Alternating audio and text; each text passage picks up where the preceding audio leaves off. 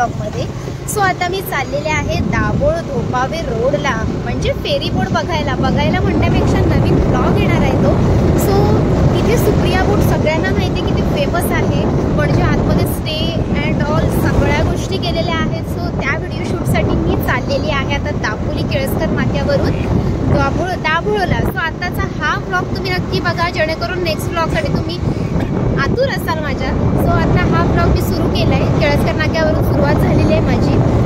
आता जालगाव येईल, जालगाव बाजारपेठ, आणि जालगाव बाजारपेठनंतर काजू फॅक्टरी, त्यानंतर फोलगा म्हणून एक मस्त फेमस रिसॉर्ट आहे इकडे. ते या सगळ्या गोष्टी तुम्ही आताच्या ब्लॉगमध्ये बघणार आहात. सो बडबड बघण्यापेक्षा थोडंसं ब्लॉग पण बघत राहा. कोकण फळ प्रक्रिया दापोली.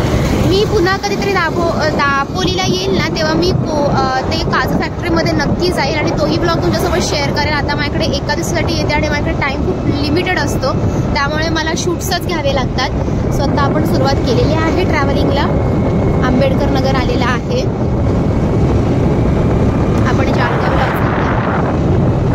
इथून जे जे काही दिसेल या सगळ्या गोष्टी तुमच्यासोबत आनंद घेत राहा. आणि आता ऊन आहे, गेल्या वेळेस आधी पाऊस होता, आता ऊन आहे. बघा जवळच ना काजू फॅक्टरी आणि ओल्गा रेसिडेन्सी आहे.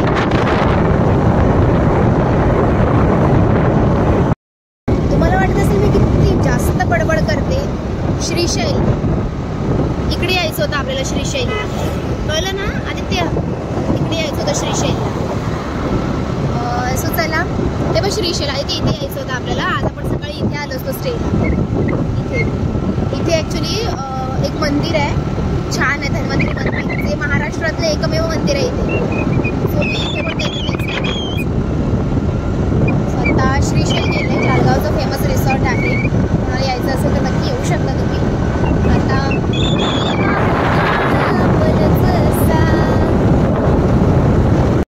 ही आहे काजू फॅक्टरी.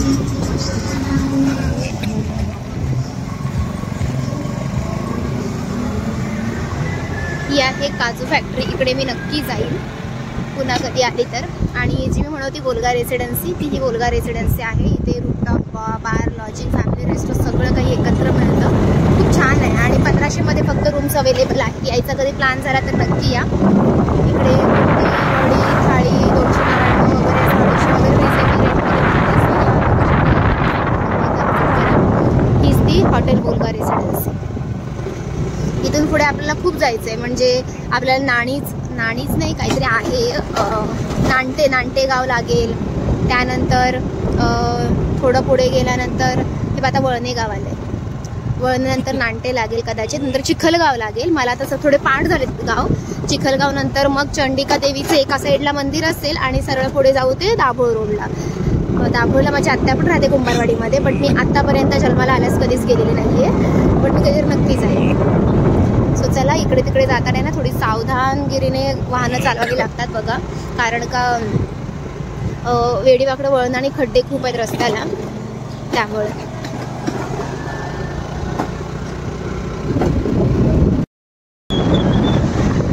वळणे पॉईंट गाव गेलं, नांटे सुद्धा गाव गेलं. सो या ठिकाणपैकी कोणी असेल कुठल्या गावात तर नक्की कमेंट करून सांगा. हा ट्रॅव्हल ब्लॉग कसं वाटतं तेही सांगा. दुपारच्या 1 वाजता ट्रॅव्हल सुरू केलं, त्यामुळे दुपारचा ट्रॅव्हल आहे आणि जास्त ऊन पण आहे, त्यामुळे मी जास्त शेअर करेल असं वाटत नाही. थोडंफार कमी शेअर करेल तुमच्यासोबत, कारण नेक्स्ट ब्लॉग माझा येणार आहे दाभोळ धोपावे फेरी बोटचा. त्या ब्लॉगसाठी स्टे ट्यून राहा तुम्ही. आणि हा ब्लॉग कसा वाटला मला आवर्जून कळवा. छोटासा ट्रॅव्हल ब्लॉग होता, सो नक्की आवडेल तुम्हाला. आणि कोकणातले ब्लॉग माझे आवडत असेल सो व्हिडिओ आवडला तर लाईक करा, शेअर करा, सबस्क्राईब करा. कोकण कन्या सुचिताच्या इंस्टाग्राम पेजला पण फॉलो करा आणि इथे सुद्धा सबस्क्राईब करा. सो भेटूया पुढच्या ब्लॉगमध्ये, तोपर्यंत धन्यवाद, बाय बाय.